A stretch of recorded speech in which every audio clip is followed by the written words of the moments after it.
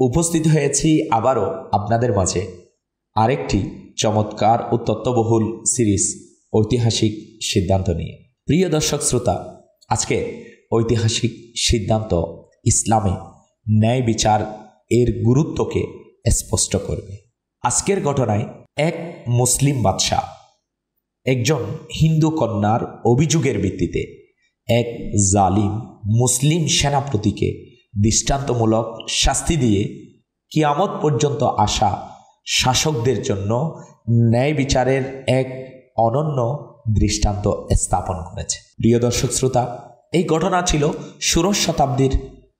তখন হিন্দুস্তানে এক নেককার মুসলমান শাসকের রাজত্ব ছিল। তার শাসন আমলে হিন্দুস্তানের এক শহর বেনারসে এক পণ্ডিত বসবাস করত।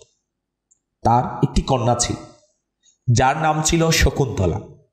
এক অত্যাচারী মুসলিম সেনাপতি সেই কন্যার প্রতি মোহিত হয়ে পড়েছিল এবং সে অন্যায়ভাবে সেই মেয়েটিকে নিজের কুপ্রবৃত্তির শিকার বানাতে চাইছিল। অতএব একদিন সেই সেনাপতি শকুন্তলার পিতাকে বলল, তুমি 7 দিনের মধ্যে তোমার কন্যাকে সাজিয়ে পালকিতে বসিয়ে আমার প্রাসাদে পাঠিয়ে দিবে।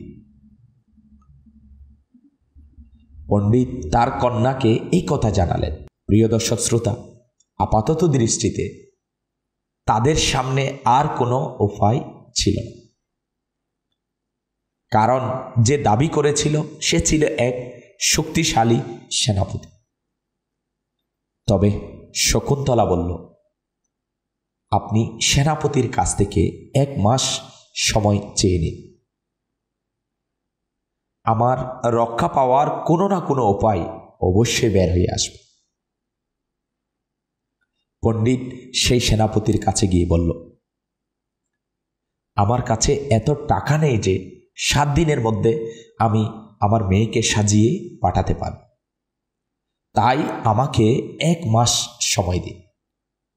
আমি 1 মাসের মধ্যে সব ব্যবস্থা সম্পন্ন করব, তারপর আমার কন্যাকে পাঠিয়ে দেব। সেই আসক্ত সেনাপতি এতে সম্মতি জ্ঞাপন করল। ঠিক আছে, ঠিক আছে, তবে মনে রেখো 1 মাস পর অবশ্যই মেয়েকে পাঠাতে হবে। পণ্ডিত তার কন্যার কাছে গিয়ে বললেন, সময় তো পাওয়া গেছে, কিন্তু এখন কি করতে হবে? শকুন্তলা নিজের মনে একটি কৌশল চিন্তা করে নিলেন।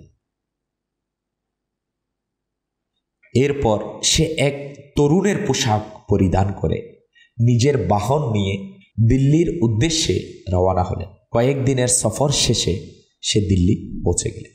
প্রিয় দর্শক শ্রোতা, যেদিন সে দিল্লি পৌঁছালো সেদিন ছিল জুমার দিন। জুমার দিনে যখন বাদশাহ নামাজ শেষে মসজিদ থেকে বের হতেন, তখন লোকজন তাদের সমস্যাগুলো একটি চিঠিতে লিখে মসজিদের সিঁড়ির 2 পাশে দাঁড়িয়ে থাকত। বাদশাহ চলার পথে তাদের হাত থেকে সেই চিঠিগুলো গ্রহণ করত এবং পরে কয়েক দিনের মধ্যে সে বিষয়ে সিদ্ধান্ত নিত।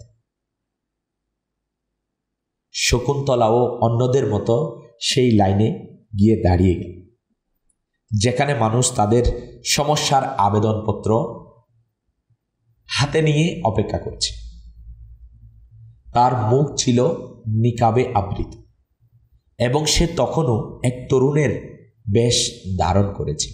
প্রিয় দর্শক শ্রোতা, যখন শকুন্তলার হাতে থাকা চিঠি নেওয়ার পালা আসলো, তখন বাদশাহ নিজের হাতে একটি কাপড় রেখে তার কাছ থেকে চিঠিটি গ্রহণ করলেন। এটি দেখে শকুন্তলা সঙ্গে সঙ্গে বলে উঠল, আমার সঙ্গে এই অবিচার কেন? সব মানুষের কাছ থেকে আপনি সরাসরি হাত দিয়ে চিঠি নিলেন, আর আমার চিঠি নেওয়ার সময় হাতে কাপড় রাখলেন। এই পার্থক্যের কারণ কি? তখন বাদশাহ বললেন, আমাদের দ্বীন ইসলাম এমন শিক্ষা দেয় যে না মোহরিম অপরিচিত নারীকে স্পর্শ করাও হারাম। আর আমি জানি তুমি ছেলে নও, তুমি আসলে একজন মেয়ে। প্রিয় দর্শক শ্রোতা, এরপর সেই হিন্দু কন্যাকে বাদশাহের অনুমতিতে সম্মান ও মর্যাদার সঙ্গে বাদশাহের প্রাসাদে আশ্রয় দেওয়া হল। সেখানে সে বাদশাহের সামনে সেই সেনাপতির বিরুদ্ধে অভিযোগ করল। কিভাবে সে নিজের ক্ষমতার জোরে তাকে অন্যায়ভাবে বাধ্য করতে চায়। বাদশাহ তার অভিযোগ শুনে স্নেহভরে বললেন, হে কন্যা, তুমি ফিরে যাও। তোমার পালকি যথাসময়ে সেই সেনাপতির প্রাসাদে গিয়ে পৌঁছাও।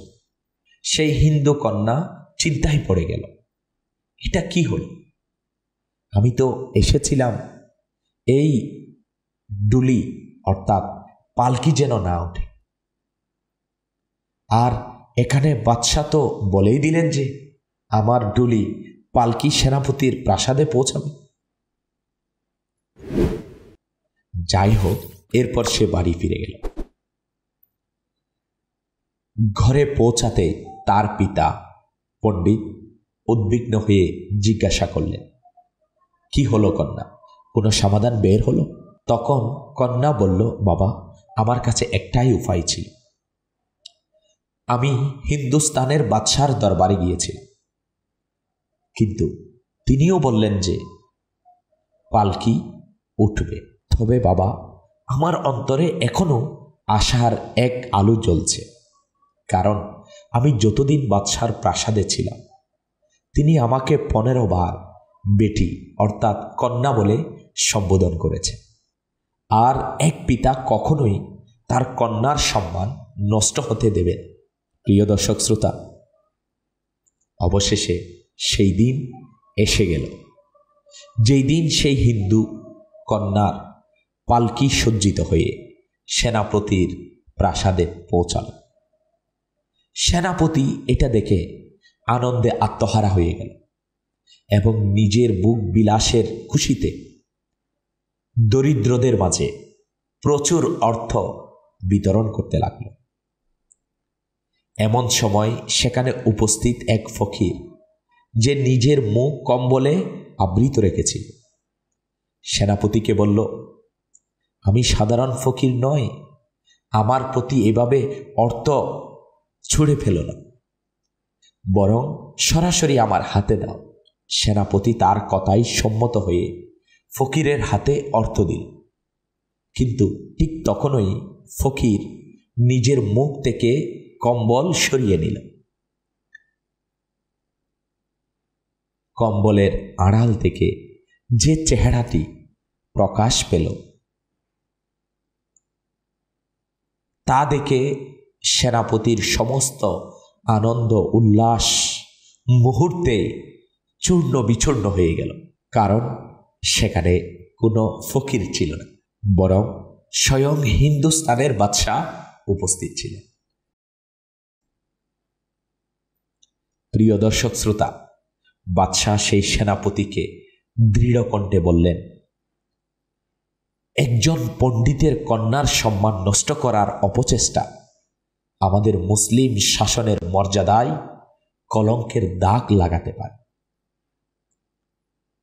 এরপর তিনি ঘোষণা করলেন, যে কেউ ইসলামের নাম ও মুসলমানদের সুনাম নষ্ট করবে তার জন্য এমন দৃষ্টান্তমূলক শাস্তির ব্যবস্থা করা হবে যা ইতিহাস কখনো ভুলবে না। তৎক্ষণাৎ বাদশার আদেশে 4টি বিশাল হাতি আনা হল। সেনাপতির উভয় হাত ও পা 4টি হাতির সঙ্গে বেঁধে দেওয়া হলো এবং হাতিগুলোকে চারদিকে ছেড়ে দেওয়া হলো। ফলে সেই অত্যাচারী সেনাপতির দেহ ছিন্ন বিচ্ছিন্ন হয়ে গেল। প্রিয় দর্শক শ্রোতা, এরপর বাদশাহ 2 রাকাত নফল নামাজ আদায় করলেন এবং হাত তুলে আল্লাহ পাকের দরবারে দোয়া করলেন, হে আল্লাহ, আমি তোমার শুকরিয়া আদায় করছি। তুমি আমাকে এমন এক সুযোগ দান করেছ যাতে আমি একজন অমুসলিম কন্যার সম্মান রক্ষা করতে পেরেছি এবং ন্যায় বিচার প্রতিষ্ঠা করতে পেরেছি। এই ঘটনার পর সেই পণ্ডিত ও বেনারসের অন্যান্য মানুষজন মিলে ঠিক সেই স্থানে একটি মসজিদ নির্মাণ করলেন, যেখানে বাদশাহ নফল নামাজ পড়েছিলেন। আর পণ্ডিতগণ ঘোষণা করলেন, এই মসজিদ আমাদের পক্ষ থেকে বাদশার ন্যায় বিচারের প্রতি কৃতজ্ঞতার নিদর্শন।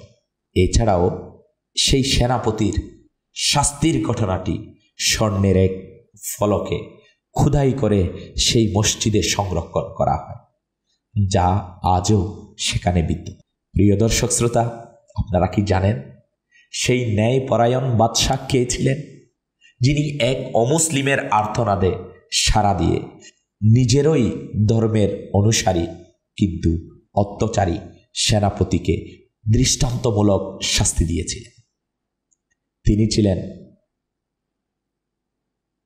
মহান মুঘল সম্রাট সুলতান আওরঙ্গজেব আলমগীর রহমতুল্লাহি তাআলা।